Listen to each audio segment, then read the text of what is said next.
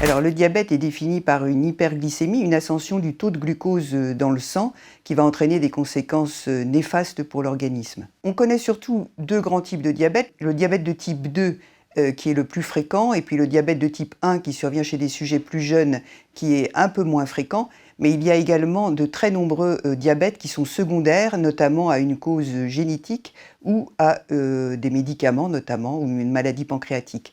Et enfin, il y a un quatrième type de diabète qui est celui qui survient pendant la grossesse.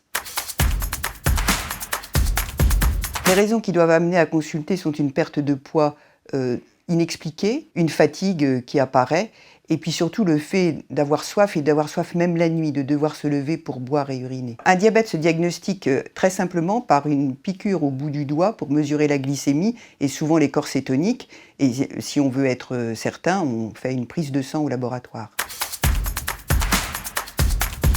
Alors, les complications possibles de n'importe quel type de diabète sont des complications dites micro-angiopathiques qui comportent une atteinte ophtalmologique, une atteinte neurologique, une atteinte rénale, et des complications macro-angiopathiques qui comportent l'infarctus, les accidents vasculaires cérébraux et l'artérite. De plus, des hypoglycémies non ressenties, qui sont une forme d'atteinte neurologique, peuvent mettre en jeu également le pronostic vital du patient, et il s'agit d'une complication plus spécifique au diabète de type 1.